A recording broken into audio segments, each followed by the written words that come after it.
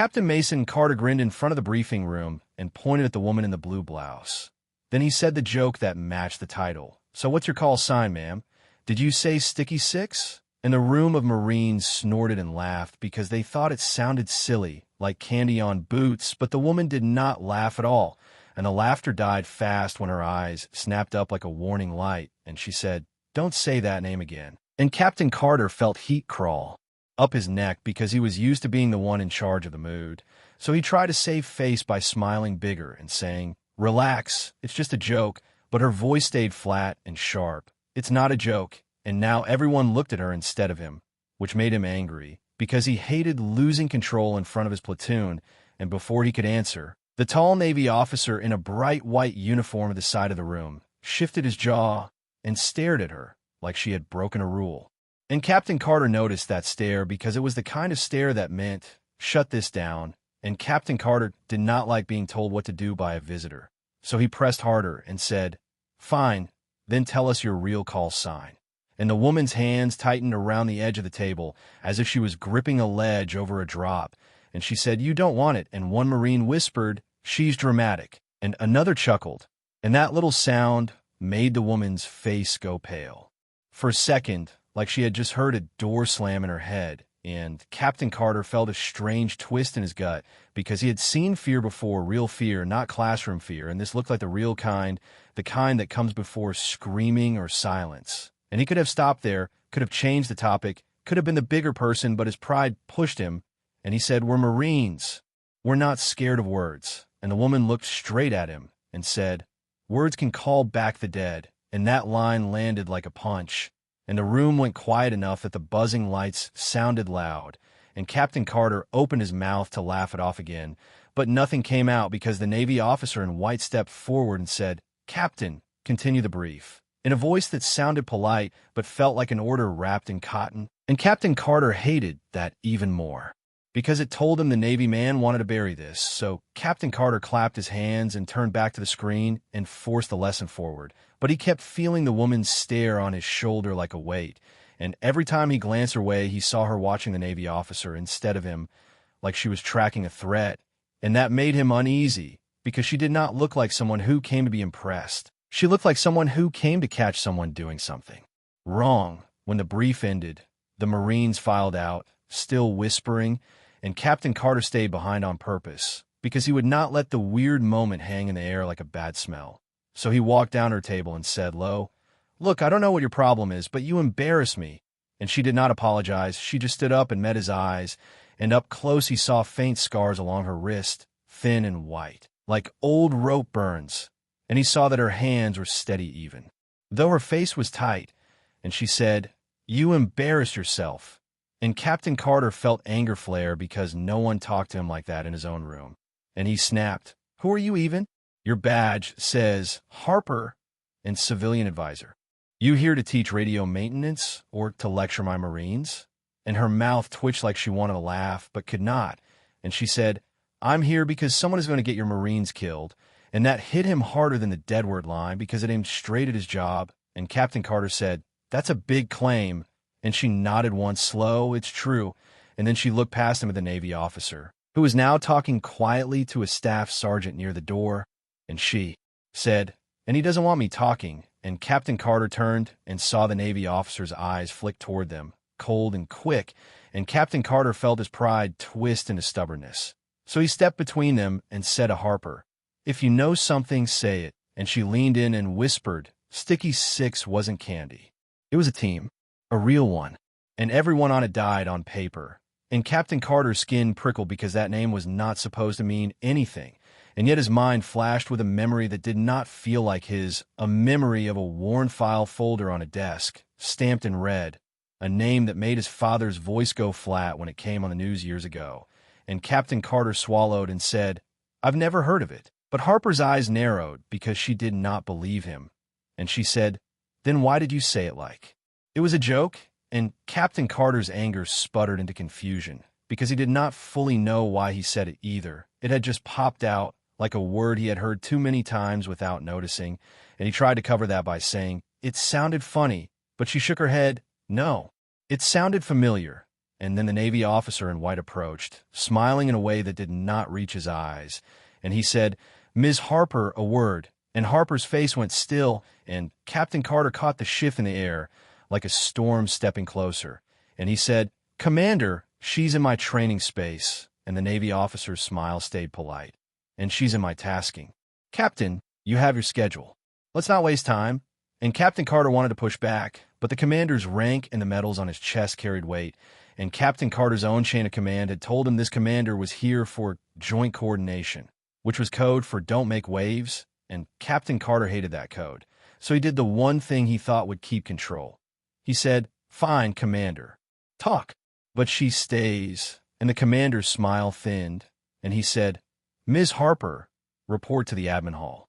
Now, and Harper did not move, and the room felt like it shrank around the three of them.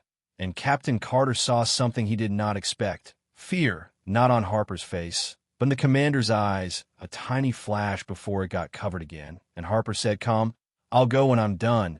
And the commander's hand tightened at his side, and he said, "That's not how this works." And Harper's voice stayed quiet but heavy, "It will today." And for a second, Captain Carter thought the commander might grab her. And that thought made Captain Carter step forward without planning it. Because whatever Harper was, she was a guest in his space, and the commander was acting like a man with something to hide. And Captain Carter did not like bullies. The commander stared at Captain Carter. Then he glanced at the door where two MPs stood, and he chose a softer threat instead of a loud one. "Captain, you are responsible for discipline. If she refuses orders, that reflects on you." And Captain Carter felt the trap snap into place, because now if he defended Harper, he risked being marked as difficult.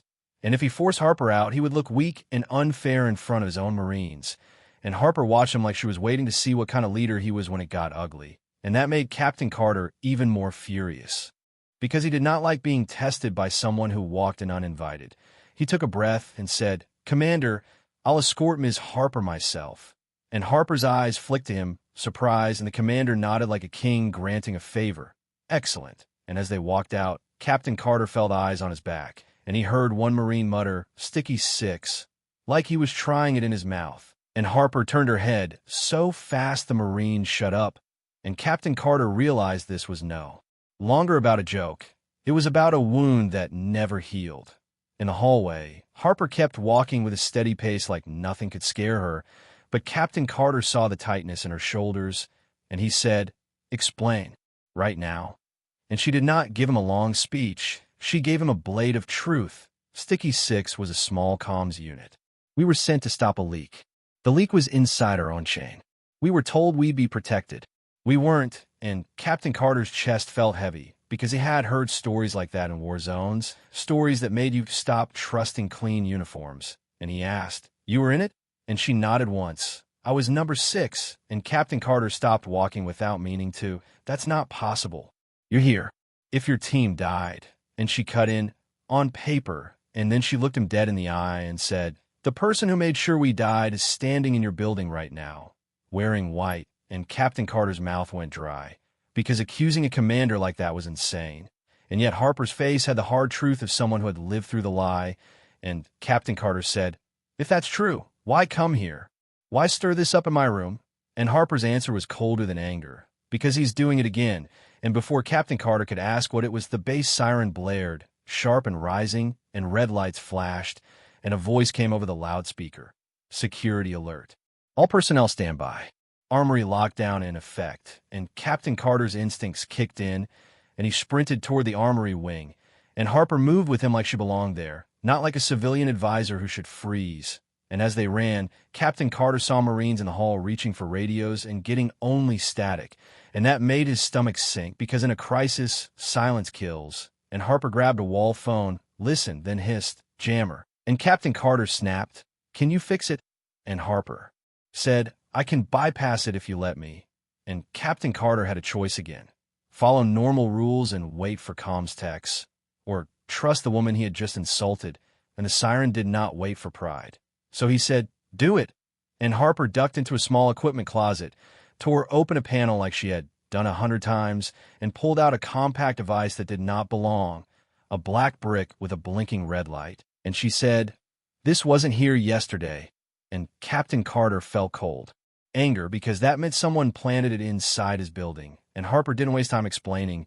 She yanked wires, crushed a brick under her boot, and the radio on Captain Carter's vest crackled back to life with a burst of voices. And that sound alone made him feel like he could breathe again, because now he could lead. He barked orders, "Bravo team," to armory doors. "Alpha, lock down vehicle gate. No one moves without my say." And the response came quick, but then another voice cut in, calm and commanding, the Navy commander's voice. "Captain Carter, stand down. This is under Naval Security Authority." And Captain Carter froze for half a second, because it was not normal for a visitor to seize control of his Marines. And Harper's eyes flashed, and she mouthed, "See?" And Captain Carter's anger surged, because the commander was trying to steer the crisis. And Captain Carter asked on radio, "Commander, state your reason." And the commander replied, "We have reason to believe the breach is linked to your training wing. Maintain position and await MPs." And Captain Carter looked at Harper and saw her jaw tighten, and he understood the ugly truth. The commander was trying to box him in, to keep him away for whatever was happening at the armory, and Captain Carter felt sick, because if Harper was right, the commander wasn't protecting the base, he was protecting himself. Captain Carter said into the radio, slow and clear, negative. "I am responsible for my Marines. I'm moving," and he ran again, and Harper ran with him.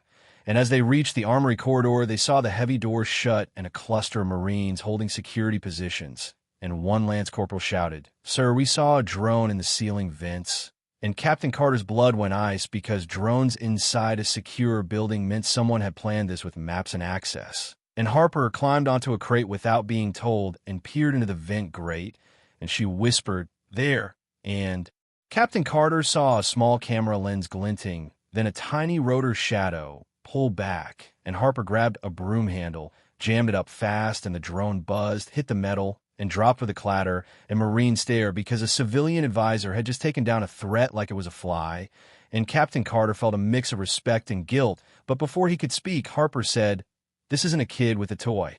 It's a scout. Something bigger is coming." And right then, the emergency exit door at the far end clicked, and Captain Carter raised his rifle and shouted, "Stop!" And the door opened, and two figures in maintenance coveralls stepped in, heads down, and Captain Carter ordered, "Hands up!" But instead of hands up, one figure threw a small canister that rolled and hissed, and Captain Carter's lungs locked in fear, because he didn't know if it was gas. And Marines shouted and backed up, and Harper moved forward into the confusion, grabbed the canister with a rag from her pocket like she had planned for this, and hurled it back through the open door, then slammed the door shut and hit the lock, and the hiss muffled behind steel, and Captain Carter realized she had just saved his Marines from panic, and panic was exactly what the intruders wanted. Captain Carter's radio crackled again with the Navy commander's voice, "Captain, I warned you." And Captain Carter felt his hands shake with anger, because the commander sounded too calm for someone who cared about safety, and Harper leaned close and said, "He's watching this happen." And Captain Carter asked, "How do you know?" And Harper pointed at the fallen drone.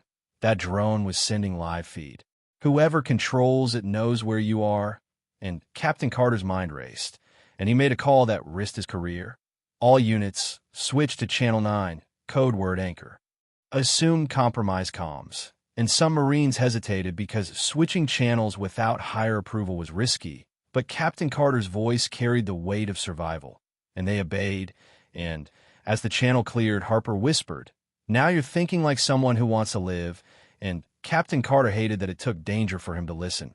They secured the corridor, and MPs arrived, but not to help. They came with the Navy commander, who walked in like he owned the place, and he looked at Harper and said, "Ms. Harper, you are interfering with an active investigation."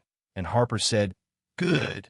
And the commander's eyes narrowed, and he pointed at Captain Carter, "Captain, detain her." And Captain Carter felt his stomach drop, because now the commander was forcing him to choose openly, in front of Marines, in front of MPs, in the middle of a crisis, and Captain Carter's heart pounded, because detaining Harper would make him the commander's tool, but refusing might end his career. And Harper watched him again, not begging, just waiting, and Captain Carter saw it clearly. The commander wanted Harper shut up more than he wanted the armory safe, and that told Captain Carter everything he needed. So he said, "No." And the hallway went so still it felt like time paused, and the commander's face hardened. "No." And Captain Carter's voice did not shake. Not until you explain why a jammer was planted in my building and why you tried to keep me away from the armory. And the commander's lips curled into a thin smile. And he said softly, "Careful. That's a serious accusation." And Captain Carter shot back, "Then answer it." And the commander didn't answer. He nodded to the MPs, and two of them moved toward Captain Carter instead, and Marines tensed. And for one wild second, Captain Carter thought it might turn into Marines pointing weapons at MPs, brothers turn into enemies. And he felt rage and heartbreak because that was exactly what sabotage does. It makes you fight each other. And then Harper spoke, loud enough for everyone, "Stop." And her voice carried a kind of authority that did not come from rank. It came from certainty, and she reached in her bag and pulled out a badge, not the base visitor badge, but a federal one. And she snapped it open, Naval Criminal Investigative Service, and Marines gasped, and the MPs froze, and the commander's face went tight like someone pulled a mask off, and Harper said, "Commander Holt, you're under investigation for theft of classified equipment, sabotage of base communications, and the falsified deaths of a special operations comms unit known as Sticky 6. And Captain Carter felt shock hit him so hard his knees almost buckled, because this wasn't just a grudge story. This was a trap, and he had been standing in it since the moment he made the stupid joke, and Commander Holt recovered fast and laughed once sharp. "That's absurd," and Harper replied. "Then you won't mind if we search your office?" And Holt's smile vanished, and Captain Carter saw it again, that flicker of fear, and Harper turned to Captain Carter and said, "I didn't come here to shame you. I came here because your unit sits on a supply path Holt has been bleeding for months, and I needed a leader who would choose the truth when it got ugly." And Captain Carter's throat tightened because she was saying he passed a test he never knew he was taking, but then Holt did something that raised the tension again because he said, "Captain Carter already failed," and Harper asked, "How?" And Holt's eyes slid to Captain Carter like a knife, because he said the name, and Captain Carter's stomach dropped, and Holt continued, "Sticky 6 is classified beyond his clearance. So how'd it come out of his mouth? Either he's careless or he's involved." And Marines looked at Captain Carter, confused and wary, and Captain Carter felt anger turn into panic because Holt was turning the spotlight onto him, making him the villain, and Harper's eyes stayed steady. But she didn't comfort him. She pressed harder. "Captain, tell me the truth. Where did you hear it?" And Captain Carter wanted to shout, "I don't know," but that sounded weak. So he forced his mind to dig, and he remembered being a kid, sitting at a kitchen table, hearing his father argue with a man in a clean uniform, hearing his father say, "They were my team," hearing the man reply, "They're gone," and hearing his father whisper one name like it was poison, Sticky 6, and Captain Carter swallowed and said, "My dad." And Holt's eyes flashed, and Harper's gaze sharpened. "Your father served with him?" And Captain Carter nodded, and Harper's face softened for a split second with something like grief. Then it hardened again into purpose. "Then Holt has been lying to you your whole life?" And Holt snapped, "Enough." And before anyone could react, Holt turned and shoved an MP aside and sprinted down the corridor, and the MP shouted. Marines surged, and Captain Carter took off after him, because pride was gone now, replaced by a raw need to fix what he broke, and Harper ran too, fast and sure, like she had been waiting for this chase. Holt burst into a side stairwell, and Captain Carter followed, and the stairwell door slammed, and suddenly the lights cut out, plunging them into dim red emergency glow, and Holt's voice echoed from above. "You really think you can catch me, Captain?" And Captain Carter's breath burned as he climbed, and Harper whispered, "He's heading to the roof." And Captain Carter realized what that meant. An extraction, a helicopter, pad, a way out, and also a place where drones could fly free. And they reached the roof door and shoved it open, and cold wind hit them, and the sky was bruised purple with evening. And on the far side, a small helicopter sat with rotors beginning to spin, and beside it were two men in coveralls holding a hard case, the kind used for weapons or tech. And Holt was shouting at them, "Move!" And Captain Carter raised his rifle and yelled, "Down!" And the men froze, and Holt whirled, and in his hand was a pistol aimed not at Captain Carter, but at Harper, like Holt knew she was the real threat. And Captain Carter's anger flared because Holt was about to silence the woman who had just saved his Marines. And Captain Carter stepped in front of Harper without thinking, and Holt sneered, "Hero now, Captain." And Captain Carter shouted, "Drop it!" And Holt's eyes were cold, You don't even know what you're protecting. And Harper said, voice steady, I'm protecting the Marines you would. Sell out. And Holt laughed. Marines? Please. You're protecting your own ghost story. And then he said something that hit Captain Carter like a hammer.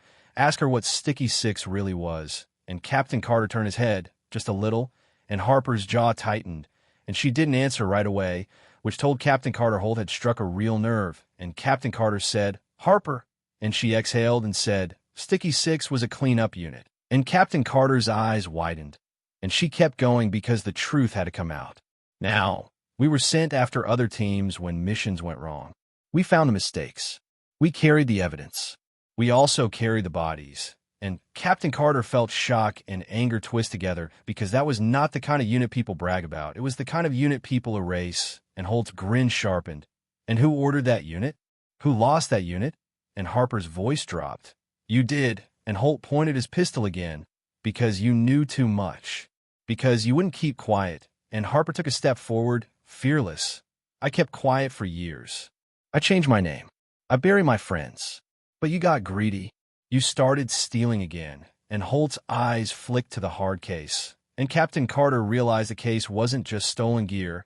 It was proof. And if Holt got away, more Marines would die in some dark corner with no headline and no funeral. And Captain Carter's fear turned into fierce clarity. And he said, not today. And he moved, not firing wildly, not trying to be a movie hero, but using the training he trusted, closing distance, knocking Holt's wrist so the pistol flew, and Marines behind them rushed in and pinned Holt. And Holt snarled, you think you won? You just made yourself a target. And Captain Carter wanted to punch him, but Harper's voice cut through the chaos. Secure the case. And the men in coveralls tried to run, but MPs grabbed them, and the helicopter rotors slowed as the pilot raised his hands, and the roof filled with shouts and cuffs and heavy breathing.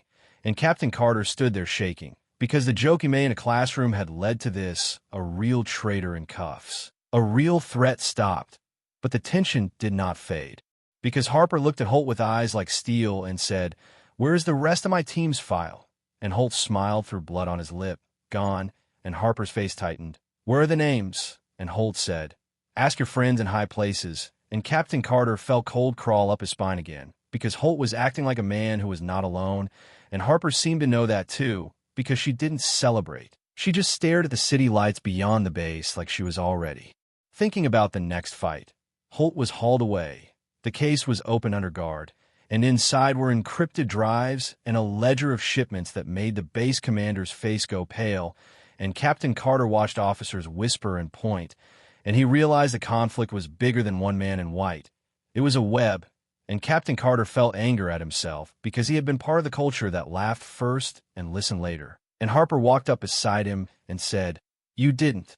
No. And Captain Carter snapped, I should have. And Harper said, most people don't want to know. And Captain Carter turned to her, so why tell me? And Harper's eyes held his, and she delivered the major twist that made his stomach drop in a new way. Because you were never the real target. And Captain Carter blinked. What? And Harper lowered her voice. When you said Sticky Six, Holt panicked because that name is bait. I planted it. And Captain Carter stared, stunned. You planted it? And Harper nodded. A fake memo. A seeded rumor. A word that only someone connected to the old cover-up would react to. And Captain Carter's anger flared. So you set me up to say it? And Harper didn't flinch. I didn't put it in your mouth. Your past did. And Captain Carter felt betrayed because he had almost lost his career and his Marines had almost turned their rifles on MPs. And it felt like Harper had gambled with his life. And Harper's voice softened just enough to cut deeper. I didn't want you hurt. I wanted to see what you would do when power pressed you. Holt tried to make you a shield. I needed to know if you would become it. And Captain Carter's throat tightened. And if I had detained you, and Harper said, then Holt would have walked away clean, and you would have spent years wondering why your Marines kept getting sent into storms with broken radios. And Captain Carter's anger warred with a dark respect, because her plan had worked, and that was hard to swallow. And he said, you used me. And Harper answered, I recruited you. And Captain Carter scoffed, I'm not. Joining some secret ghost unit. And Harper's eyes sharpened. You already did the moment you chose to protect the truth over your rank. And Captain Carter started to say no, but Harper continued, and her next words hit like a second twist inside the first. And there's something else. Sticky Six wasn't wiped out. Not fully, and Captain Carter's breath caught. What? And Harper's face showed real pain now, not just control. One of us was taken. Not killed. Taken.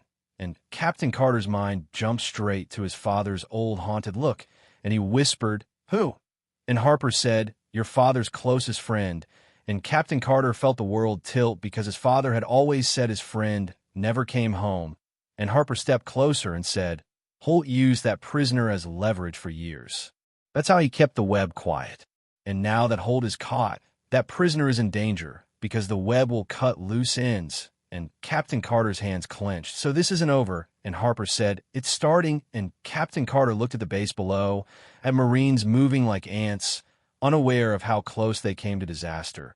And he felt fear for them, anger at the system, and shame for his own careless laugh. And he said, "What do you need from me?"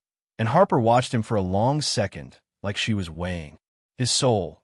And she said, "A leader who can learn fast and hold the line when the next conflict hits, because it will hit, and it will hit harder." And Captain Carter swallowed. "And what about my joke?" And Harper's expression tightened. That joke almost reopened a grave. But it also opened a door, and Captain Carter felt emotion burn behind his eyes because he pictured all the times he had laughed to seem tough, all the times he had used humor like armor, and he realized armor can cut the person standing near you. And he said, "I'm sorry." And Harper nodded once, accepting it but not letting it erase anything. "Good. Don't waste it." And then she turned to leave, but before she walked away, she looked back and said the final line that kept the tension alive, because it was not comfort, it was a warning. "Captain, Holt wasn't the only one wearing a clean uniform today." And Captain Carter felt his stomach drop again as he watched senior officers gather and whisper, and he understood that the real enemy might still be inside the building, smiling, waiting. And he also understood that the name he joked about was not a punchline, it was a signal flare, and now that flare was lit, and people in the dark were going to start moving.